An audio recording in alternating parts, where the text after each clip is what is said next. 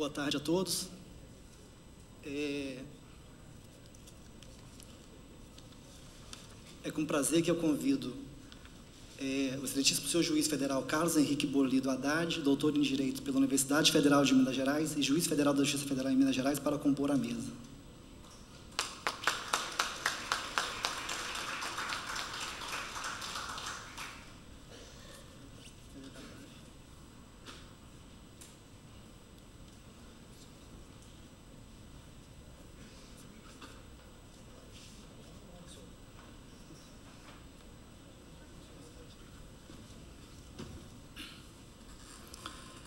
Também integra essa mesa o excelentíssimo juiz do trabalho do Tribunal Regional do Trabalho do Espírito Santo, doutor Marcelo Maciel Mancia.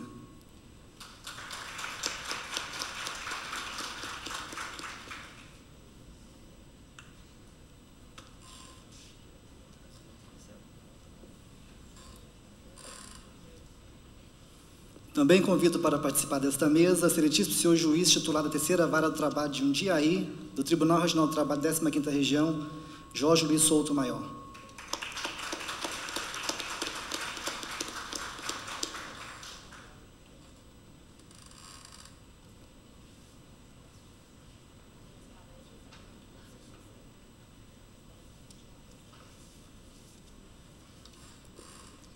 Antes de iniciarmos os trabalhos da mesa, com a palestra do Dr. Carlos Henrique Borlido Haddad, informo às senhoras e aos senhores que cada palestrante terá 15 minutos para sua exposição e que as perguntas deverão ser encaminhadas à mesa por escrito, contendo endereço de e-mail, porque talvez tenhamos que responder por e-mail. Então, passo a palavra ao excelentíssimo senhor juiz Carlos Henrique Borlido Haddad.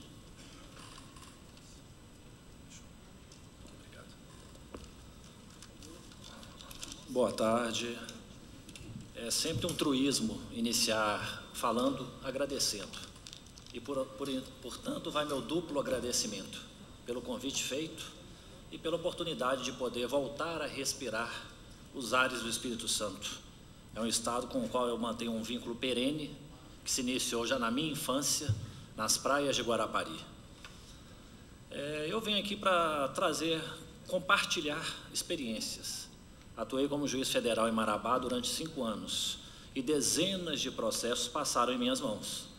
Muitas condenações, muitas absolvições, muitos processos julgados. Eu me lembro que quando eu iniciei a análise desse processo, eu me deparei com um livro de 1936, de um autor italiano chamado Eugenio Florian. Era Delitti contro la libertà individuale.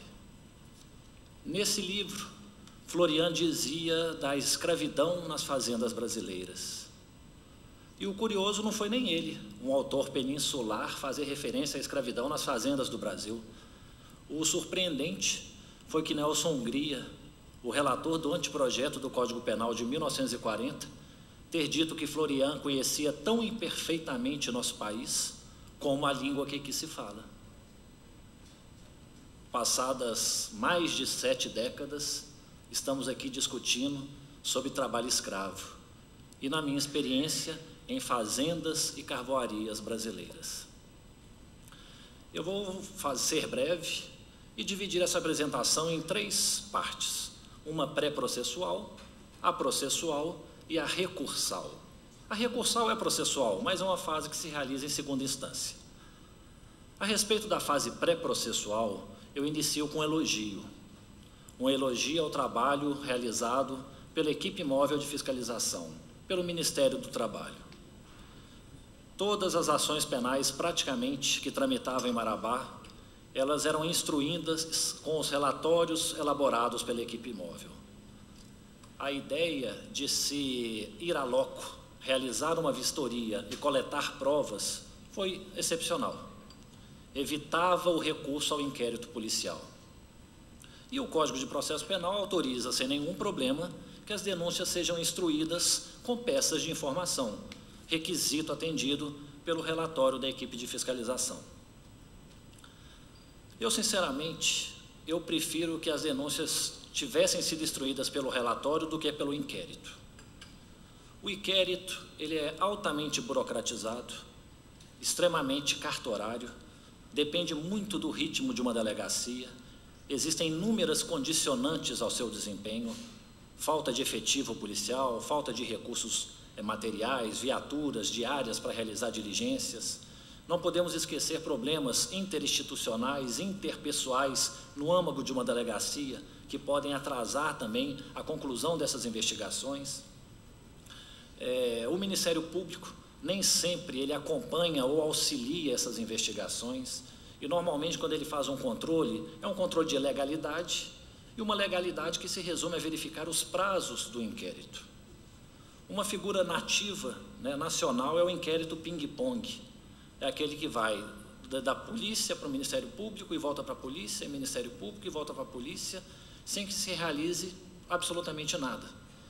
Então, são requerimentos de dilação de prazo, sem que se realizem diligências, investigações, e isso é muito ruim para a atividade investigativa.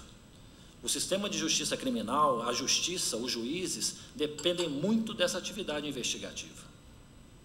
E, às vezes, nós não podemos nem esquecer os conflitos que, por vezes, existem entre Ministério Público, embora talvez não seja a regra, entre Ministério Público e polícia, porque, recentemente, nem digo tão recente assim, as duas instituições digladiavam-se por tentar ter poderes autônomos de investigação. E, normalmente, o trabalho é muito interdependente. Por todas essas questões, eu sempre achei muito bom a instrução do processo feito pelo relatório do Grupo de Trabalho Móvel. Era claro, tinham os elementos necessários, e os procuradores da República que atuam em Marabá, entre eles o Dr. Marco Otávio, que falou antes de mim, altamente competente, valeram-se muito dessas peças de informação para o oferecimento de denúncias. Vamos agora à fase processual.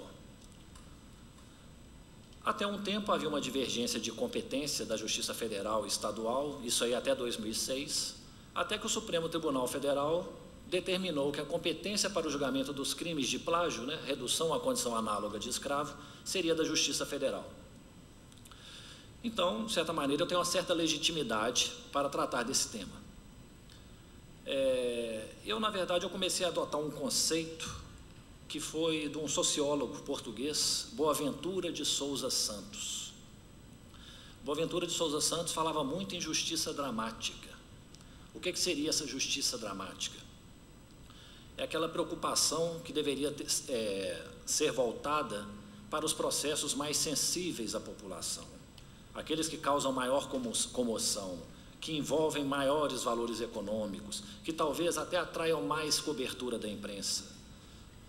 A nossa justiça de varejo, eu sou juiz e confesso, ela é muito ruim. Essa justiça do dia a dia, em que o cidadão precisa ajuizar uma ação, muitas vezes contra a União, reclamando um contrato, ela é morosa, às vezes insuficiente, e uma justiça que é morosa, ela não vai atender adequadamente as partes. Então, se essa justiça de varejo, ela não atende a contento, por que não voltar o enfoque para aquelas causas que têm maior repercussão na sociedade? Talvez, não digo que seria um fingimento, mas nós causaremos a impressão de que o Poder Judiciário exerce uma função efetiva. Então, mais ou menos com base nessa ideia, resolvi separar os 100 processos principais que tramitavam na subseção judiciária de Marabá. Envolviam questões que não só diziam respeito ao trabalho escravo, mas também improbidade administrativa, conflitos agrários, grandes questões e danos ambientais. Chamei esse projeto de projeto Guardião. Indiquei uns 10 servidores, distribuí os processos para esses 10 servidores e falei com eles: não deixe o processo parado na prateleira. Os servidores pessoalmente se encarregavam dos autos, eles expediam ofícios, expediam cartas precatórias, juntavam documentos, controlavam rigorosamente os prazos. Eles entravam em contatos com os juízos deprecados para o cumprimento de diligências. Cada despacho que era feito era previamente discutido, até o ponto em que nós começamos a poder padronizar determinadas ações. Chegou-se ao ponto de o próprio juiz, acompanhado do Ministério Público, realizar viagens pelo interior do Pará. Nesse trabalho, nesses processos criminais que envolviam o trabalho escravo, a Justiça Federal ficava muito dependente da Justiça Estadual, no cumprimento de cartas precatórias para ouvir testemunhas, realizar citações, fazer interrogatórios. Então, se Maomé não vai à montanha, a montanha vai ao Maomé. Como as cartas precatórias demoravam muito para regressar, resolvi ir aos locais onde as cartas seriam cumpridas e realizar pessoalmente essas audiências. Então, previamente, os oficiais de justiça iam à localidade, faziam todas as intimações e citações necessárias, e em seguida eu passava uma semana junto do Ministério Público, acompanhado pela Polícia Federal, para poder realizar essas audiências e trazer uma maior celeridade ao processo. Chamei vários auditores fiscais que participaram das operações para que comparecessem pessoalmente em Marabá e prestassem o depoimento. Era uma forma de concentrar os atos processuais e julgar com maior rapidez. Atuando dessa maneira, conseguimos que os processos saíssem de uma certa letargia e tivessem um caminhar mais rápido. No final do primeiro ano, foi possível julgar as 32 primeiras ações. Em seguida, julgamos mais 9, depois acho que 14. Da última vez, julguei 4 processos de uma vez. Ou seja, eu posso dizer que em Marabá, mais de 50 processos criminais envolvendo o trabalho escravo foram julgados. Isso também teve um reflexo nas ações de improbidade administrativa. Até o ano passado, Marabá, de acordo com o cadastro mantido no Conselho Nacional de Justiça, era a vara federal no país que registrava o maior número de condenações por improbidade administrativa. Eu quero deixar bem claro o seguinte: não luto por condenações. Condenar ou absolver, isso aí vai depender de muitos fatores. Não quero causar a impressão de que, para julgar esses processos, eu fazia de réus troféus, julgamentos ordinários, procedimentos ordinários, transformava-os em julgamentos sumários, arbitrários, temerários. Não. Procurava fazer um julgamento célere, respeitando os direitos do acusado. E era uma contingência se haveria uma condenação ou uma absolvição. Eu posso dizer que, efetivamente, houve mais condenações do que absolvições.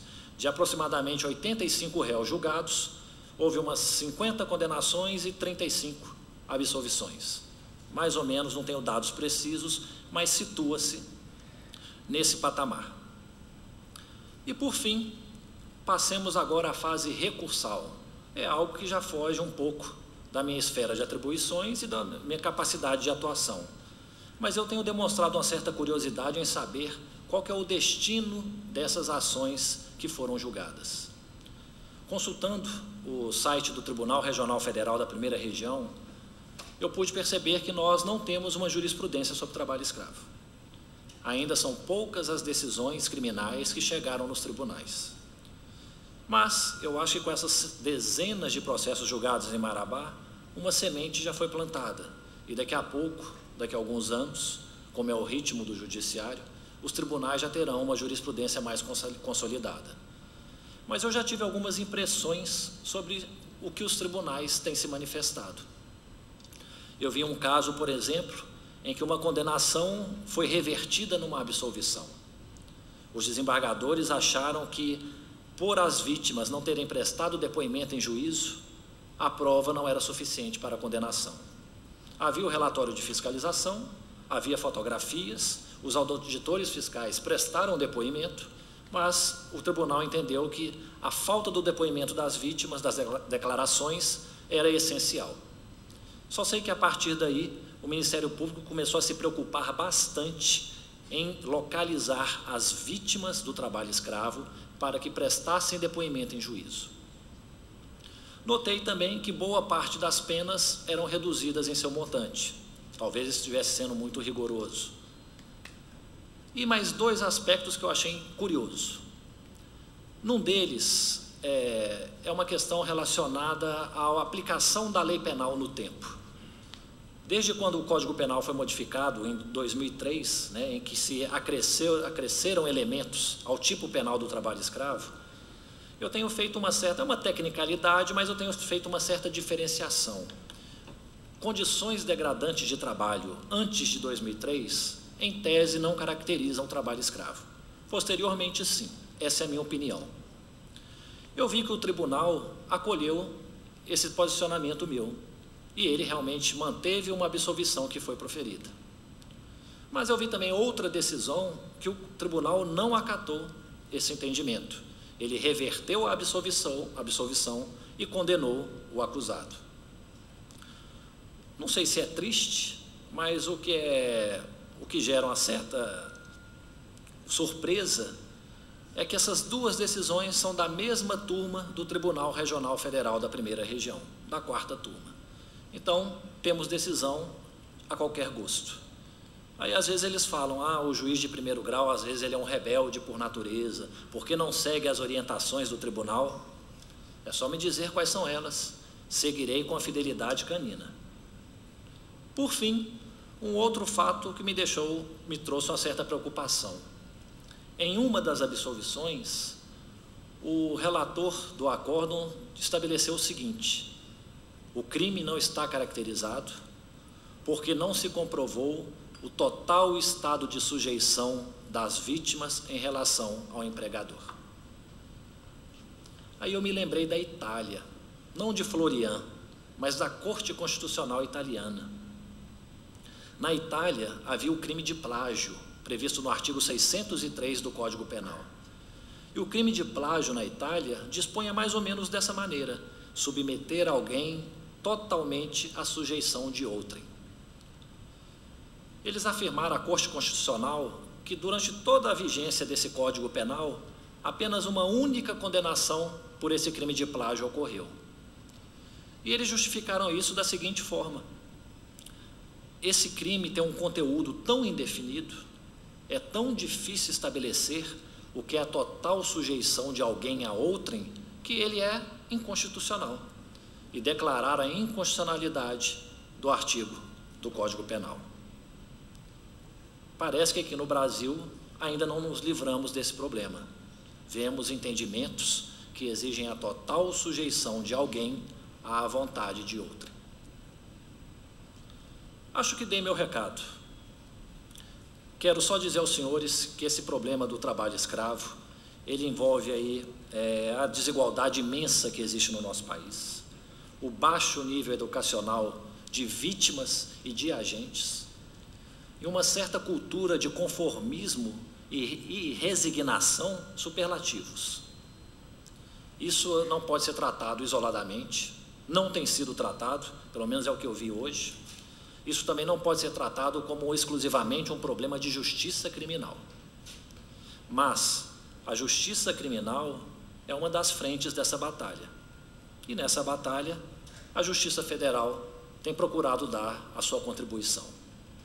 Obrigado.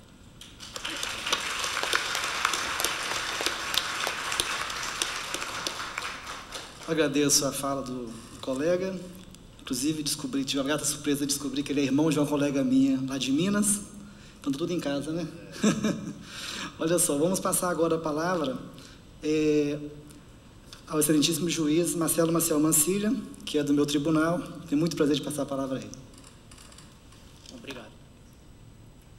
Obrigado. Bom, além de agradecer, né, o convite, gostaria de dizer que me sinto realmente honrado de participar desse painel, ao lado do Dr. Carlos, do Dr. Fábio, do Dr. Jorge, e dizer que todas as vezes tenho certeza em que precisarem da atuação do juiz do trabalho aqui da 17ª região, terão pronta resposta, como entendo que sempre tiveram as ações do Ministério Público do Trabalho. Bom, em primeiro lugar, eu gostaria de dizer o seguinte: na verdade, esse trabalho escravo contemporâneo não é tão novo assim, né? Já em 1971, quando a grande maioria aqui não era nascida, né, já o bispo lá de São Félix do Araguaia já ressaltava a existência desse problema. e num local no qual existe, né, uma atuação, digamos, pífia do Estado, no sentido de efetivar os direitos sociais, né? O Estado se manteve e se mantém ainda ausente em vários locais desse país de dimensões continentais. Aqui no Espírito Santo, nós podemos dizer que nós somos realmente privilegiados no que concerne ao trabalho degradante, ao trabalho escravo. São pouquíssimos casos, temos sim empregadores incluídos na lista negra, mas podemos dizer, né, que aqui no Espírito Santo somos perto, né, do Pará, perto de Mato Grosso, sim, privilegiados. Bom, o segundo ponto que eu gostaria de dizer é o seguinte: nós temos nesses locais, talvez o Dr. Carlos conheça, né, varas do trabalho instituídas em pouquíssimo tempo, em 2005, com uma jurisdição de mais de 100 mil quilômetros quadrados. São varas de trabalho com jurisdição em área superior ao estado do Rio de Janeiro, do Espírito Santo. Aqui no Espírito Santo nós temos 23 varas de trabalho. Para esse local nós temos uma vara de trabalho, e que as estradas, em sua grande maioria, de terra. Então, portanto, eu afirmo que esse trabalho só não é uma missão impossível por causa de pessoas como os senhores, por causa de pessoas como o Dr. Carlos, como o Dr. Fábio, como o Dr. Jorge, que se preocupam com esse tipo de exploração degradante do trabalho humano. Na verdade, quando eu fui convidado a falar sobre o papel do judiciário, eu me preocupei mais em falar de um papel ativo e não de um papel passivo, aguardando as ações chegarem. Então, o primeiro ponto, eu separei em 4 pontos para ser rápido, procurarei cumprir o prazo. O primeiro ponto que eu acho que o judiciário tem que ultrapassar é superar a negação da existência do trabalho escravo. Porque, infelizmente, nós ainda temos no Brasil pessoas e juízes e desembargadores que negam a existência de trabalho degradante no nosso país. Querem um exemplo? Como nós também negamos. Querem um exemplo? Por que talvez houve essa febre agora de trabalho escravo? Porque está ali uma camisa da onde? Da Zara, né? Todo mundo viu a Zara, isso nos atinge, né? Mas sabe o que me deixa triste? Porque no programa de televisão que passou o trabalho escravo, de exploração dos bolivianos lá da Zara, passou também a exploração dos trabalhadores nas fazendas, né? Muito mais grave em termos degradantes, a meu ver, que dos bolivianos. Mas o que chamou a atenção? A Zara. Porque é que está mais perto da elite. Isso é uma forma de negação. Isso tem que ser superado. Nós não podemos aqui, em todos os níveis do judiciário, aguardar chegar uma ação para dizer que deve ser aplicada a efetividade da Constituição no sentido da dignidade da pessoa humana. Nós não podemos esperar. Então, o primeiro ponto é superar a negação da existência de trabalho escravo. Como? Todo mundo viu a Zara, começou a se preocupar com a roupa que usamos. Mas e o carro que andamos? Será que ele é forjado com um carvão comprado de carvoaria que utiliza o trabalho escravo? Já pensaram nisso? Será que a exploração dessas pessoas traz lucros ao país? A quem interessa a manutenção desse tipo de trabalho? Com certeza o governo vem fazendo esforço aí, realmente digno de nota, no sentido de erradicar o trabalho escravo. Então, o primeiro ponto que eu vejo é superar a negação da existência do trabalho escravo. O segundo ponto, talvez, a meu ver, o mais importante, é repetir e adotar atitudes que deram e vêm dando certo em São Félix do Araguaia, numa vara do trabalho, que simplesmente, criada em 2005, em vez de esperar as ações chegarem para que houvesse condenação, ele o juiz, já sabendo desse problema, o que ele fez? Se antecipou e começou a criação da chamada vara da cidadania. O que é isso? Ele não esperava o processo chegar a ele, não esperava o cidadão chegar a ele. Ele ia ao cidadão como? Criando centros de educação, de inclusão digital de crianças e adolescentes, se encontrando com líderes sindicais, se encontrando com professores de escolas do Estado, do município, se encontrando com elementos do pastoral da terra, para difundir, para dar aula de direito de cidadania, direitos mínimos de cidadania. E essa ideia tomou corpo e foram formados monitores. E esses monitores, bom, mais de 100 mil quilômetros quadrados, não é uma região pequena, né? Esses monitores foram cada um para o seu canto e começaram a difundir essas ideias.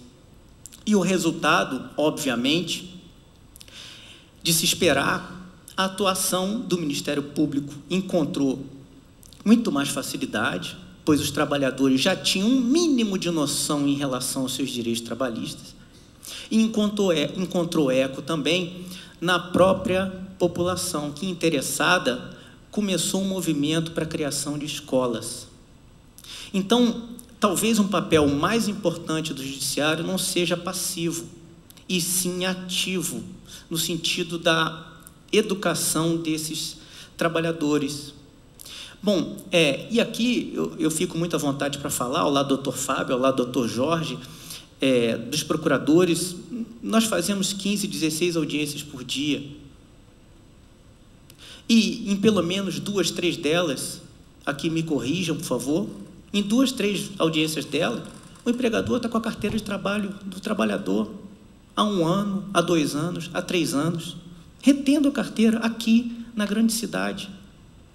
Nós vemos aqui trabalhador que, para garantir o emprego, assina documentos em branco, assina tudo, assina pedido de demissão. Imagina isso ocorrendo no interior do interior do interior do interior, onde não há efetividade nenhuma da Constituição.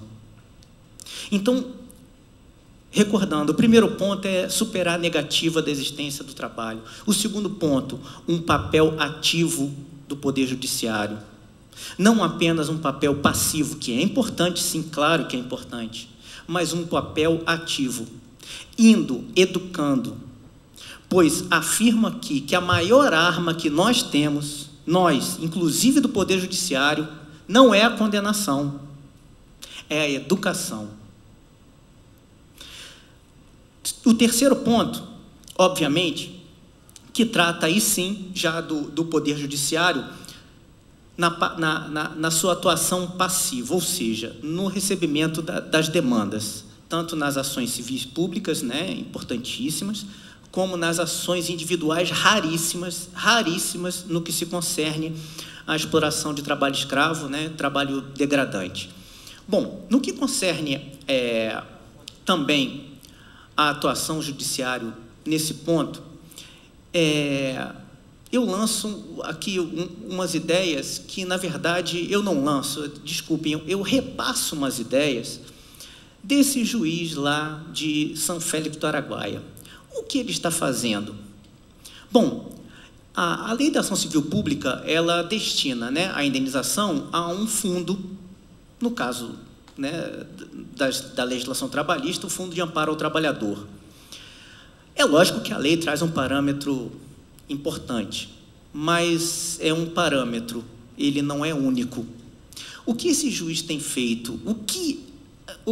Qual é a semente que ele tem lançado? Por que não voltar à indenização desse dano moral coletivo em benefício da própria coletividade que sofreu o dano? Então, o que tem sido feito? Valores têm sido revertidos para construção de escolas na própria localidade. Valores têm sido revertidos para compra de equipamento hospitalar, cirúrgico, anestésico.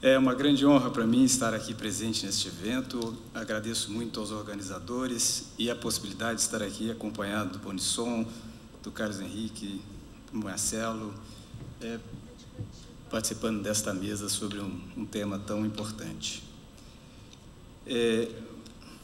Eu queria conduzi-los a raciocinar este tema, não na perspectiva da emoção, mas na perspectiva da razão. A mesma razão que, outro dia, fez com que um homem fosse preso por ter furtado 4 latinhas de atum e teve que entrar com habeas corpus no Tribunal de Justiça de São Paulo para ser liberado. A mesma razão que conduziu ao STJ a dizer que um bem de família pode ser penhorado para superar uma dívida em razão de uma pessoa que havia furtado um estabelecimento. A mesma razão que levou a uma espécie de uma comoção social que alastrou pelo país inteiro contra 70 estudantes que estavam ocupando um prédio velho da Universidade de São Paulo e que depois gerou a mesma razão 400 homens, força policial máxima, armados com helicópteros para fazer o império da lei sobre aqueles 70 estudantes. E pesar, né, que ao mesmo tempo que esta razão está sendo posta, a Justiça do Trabalho está aí com grandes discussões. Aviso prévio proporcional. O aviso prévio proporcional aplica-se também ao empregado? 3 dias a mais por ano. Vamos lá, sindicato, força sindical, conduzindo os trabalhadores a entrar com reclamações trabalhistas para pedir 3 dias a mais por ano. Esses 3 dias a mais por ano é para o primeiro ano ou depois de mais um ano? E é um ano de efetiva prestação de serviços ou, se houver suspensão do contrato de trabalho, isso se conta ou não? Grande discussão também se tem travado quanto à aplicação do 475J. Aplica? Não aplica? 15 dias? 48 horas? 475J do CPC se aplica ao processo de trabalho? Não se aplica ao processo de trabalho? Quando nós travamos na Justiça do Trabalho todas essas discussões extremamente relevantes, quando nos deparamos com a questão de uma condição de trabalho análogo à de escravo, surge um vácuo. O que fazer? E aí, lhes pergunto, será que o que fazer é fazer como fez o Blatter recentemente, dizendo que casos de racismo se resolvem ao final do jogo com um mero aperto de mão, tudo resolvido? Ou, como no caso da Zara, né, vamos negociar com a Zara, vamos dar um aperto de mão na Zara para saber se ela pode ou não pagar uma indenização, se a sociedade realmente está comovida mesmo com o que aconteceu, porque, pelo que eu vejo lá em São Paulo, as lojas da Zara estão cheias. E os produtos daquele crime, que são aqueles produtos, estão lá sendo vendidos naturalmente e as pessoas comprando. Vamos continuar negando a existência do trabalho escravo? Será que é esta lógica que nós vamos ter que dizer, como situações em que pessoas são apresentadas, né, com fotos, com imagens lá, se alimentando ou bebendo água junto de animais, dizendo, bom, isso é uma coisa normal, eles já estão acostumados a fazer isto? Ou são pegos em situações em que são obrigados a fazer suas necessidades fisiológicas no mato, sem nenhuma condição, e vem decisões dizendo, mas isso aí é normal no meio ambiente rural? Ou de pessoas que são conduzidas, né, em transportes junto com animais e decisões judiciais dizendo, mas isso aí aconteceu sempre, aconteceu até com Noé, o que tem que acontecer isso aí com pessoas no Brasil hoje em dia? É por aí? A nossa racionalidade vai ser usada para isto? Ou a nossa racionalidade deve ser grave, extremamente grave, ou como disse o Marcelo, dura, né? Porque pensem bem, se nós ficamos aí discutindo, estamos começando a discutir o problema do dano moral, do assédio moral, né, e condenações pelo aspecto de que uma pessoa foi chamada no ambiente de trabalho de Mr. Bean, ou porque foi lá, teve que fazer a dancinha da garrafa, ou por conta de coisas que são realmente graves, né? Bater metas, as pressões, e as condenações têm existido, inclusive, para a superação desses problemas, de revistas no ambiente do trabalho, que são graves, efetivamente, e nós estamos produzindo racionalidade com relação a isto. Quando nos deparamos com um trabalho em condições análogas a de escravo, e ninguém vem me dizer que não sabe exatamente o que é isto, porque as imagens falam por si, nós não conseguimos produzir uma racionalidade tão proporcional ao que isto representa para a nossa sociedade? Por que não? O que nos trava não é a emoção. A racionalidade também não pode ser.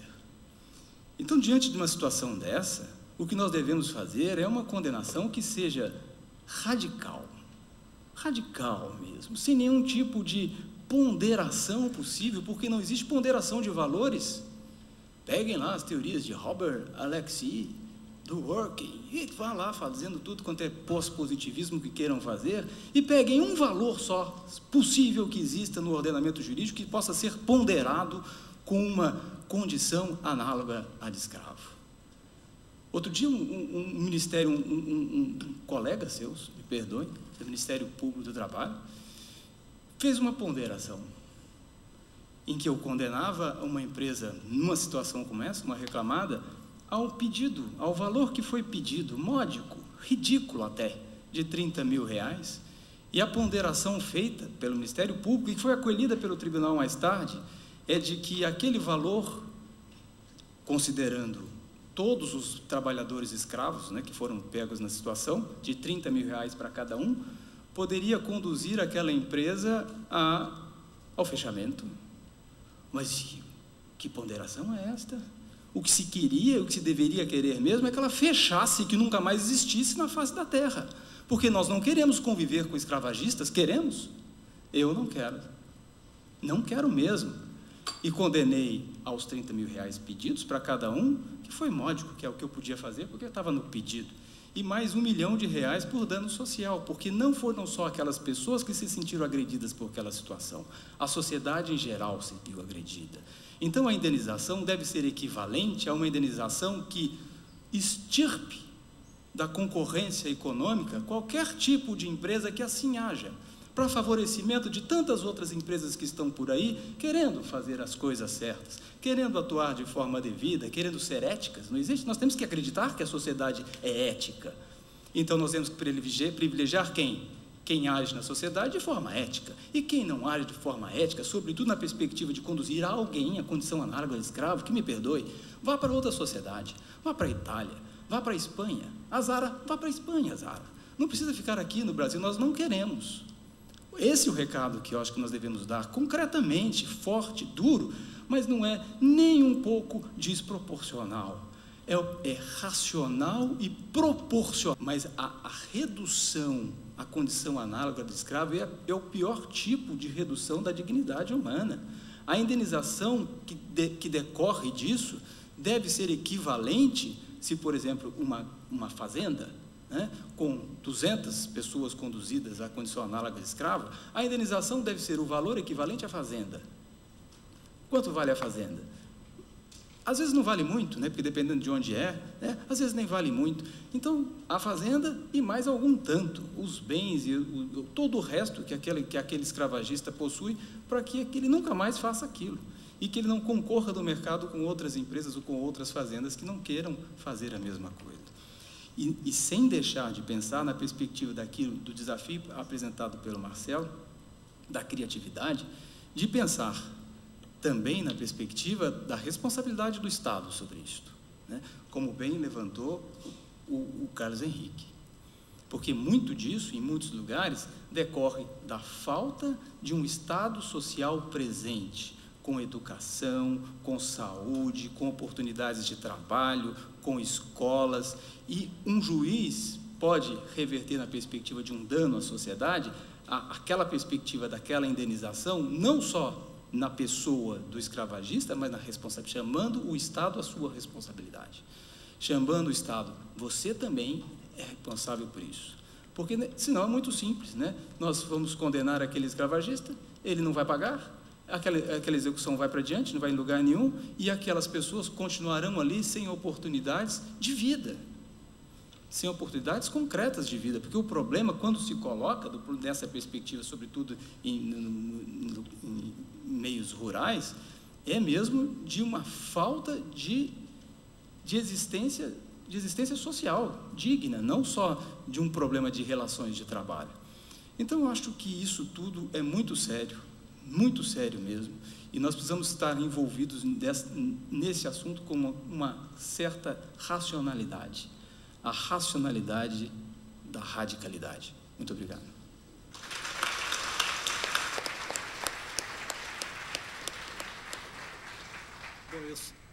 Bom, estou aqui como coordenador, mas como juiz do trabalho, não posso deixar também de falar a respeito um pouco da minha experiência. Era só um minutinho.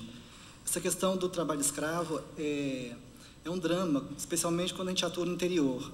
Quando eu atuava lá em Minas Gerais, no interior, no Vale do Rio Doce, eu fui fazer uma instrução de um processo de um casal que trabalhava para uma fazenda a porteiras fechadas. Isso é aqui, gente, ó, no Vale do Rio Doce, divisa com o Espírito Santo. E eles tinham 20 anos de trabalho para esse fazendeiro. A instrução do processo era dramática porque ele pagava um salário mínimo para os homens e meio para as mulheres. E ele se vangloriava disso, ele falava na audiência, não, mas eu pago meio, mas elas quase não trabalham. E a outra questão era o seguinte, não existia dinheiro na fazenda, ele adotava o sistema de truck system, ou seja, 100% do salário apropriado pelo armazém que ele colocou um testa de ferro, que era o genro dele. Essas pessoas saindo da fazenda, elas tinham que pedir autorização a ele, e só ia com capanga dele junto. E uma das testemunhas me falou o seguinte, olha, doutor, às vezes a gente não queria pedir as coisas a ele, a gente pegava os mantimentos em casa, colocava no lombo de uma mula, ia até a divisa da fazenda e vendia escondido, para conseguir algum dinheiro em cash. Dinheiro circulava dentro da fazenda de forma clandestina, porque ele não deixava, não podia ter dinheiro na fazenda, não existia dinheiro. E aí o mais engraçado é que ele tentou, de todos os modos, fazer a prova de que ele não fazia isso.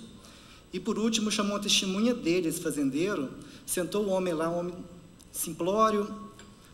Eu perguntei para ele, a primeira coisa que eu perguntei para ele foi, o senhor ganha quanto? Ele falou assim, não sei, eu não ganho dinheiro lá, não, eu pego tudo em mercadoria no armazém, não é, seu fulano? Falando com ele. Ele queria sumir da audiência, ou seja, a testemunha dele confirmou o fato. E depois, eu fiquei curioso dessa condenação, até mesmo que o processo estava instruído com a auto do Ministério Público do Trabalho, que fez uma diligência na fazenda e descobriu um quarto com, acho que eram mais de 500 rescisões assinadas em branco. Todos os empregados da fazenda assinavam rescisão. E eram assim, acho que eram 20 folhas de rescisão por empregado. Ele chegava na reclamação trabalhista e tinha recibo de tudo. Não, paguei tudo, está tudo aqui, ó. Paguei tudo pago. E aí eu fui olhar o andamento do processo e levei um susto na execução, porque a execução, a fazenda não era dele. E era uma fazenda de grande porte, gente. Então, isso aconteceu recentemente, não sou tão velho assim. E o pior não é isso, o pior é, por exemplo, aqui na capital, a gente vê, eu já peguei um caso aqui de um grande banco internacional que contratou uma empresa de 5ª categoria aqui de Vitória para vender produtos para eles. Chegou na audiência, eu perguntei a preposta dessa empresa, mas não assinou a carteira? Não, doutor, eu fiquei com a carteira de 60 dias na experiência e como não deu muito certo, devolvi a carteira e tchau para todo mundo está bem na história, não sujou a carteira deles. Eu falei, mas espera aí, um banco internacional vem fazer isso aqui em Vitória, o que eu faço como juiz? Existe algum mecanismo, um ativismo judicial para que a gente possa falar o que está acontecendo? O que eu fiz? Eu decidi entrar no Código de Conduta desse banco internacional, porque eles assinam o Código de Conduta Internacional, porque alguns países exigem isso. Um banco tem que assinar um Código de Conduta, de que ele vai respeitar as leis do trabalho, respeitar o trabalhador, os parceiros, etc.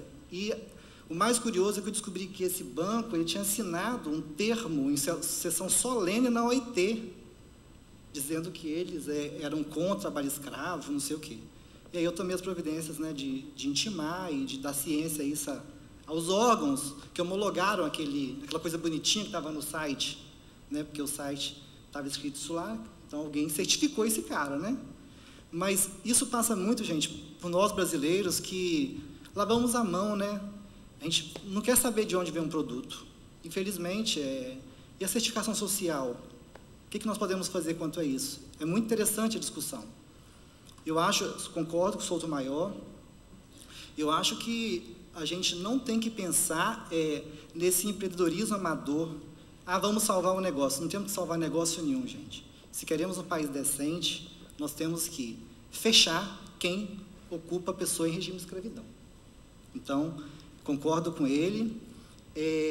Bom, para terminar essa minha intervenção meio intrometida, eu dou uma dica de um filme de Lars von Trier, da Escandinávia. O nome do filme é Manderley, que fala justamente sobre a história da escravidão consentida.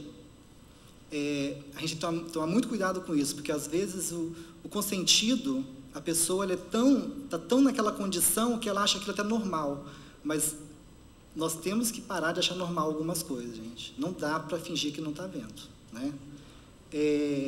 Mas o que... O grande alento que eu tenho como juiz é que a parceria com o Ministério Público do Trabalho e o Poder Ministro, através da pessoa da Ana Lúcia, que sempre toma as providências, quando eu mando oficiar, eles sempre providenciam mesmo, e é uma parceria salutar. Então, bom, depois dessa intromissão, eu quero agradecer. Deixa eu ver aqui, as perguntas vão ser respondidas por e-mail, devido ao adiantado da hora. Agradeço a presença de todos, né? As falas foram muito interessantes, penso que enriqueceram muito a todos nós. E muito obrigado pela atenção.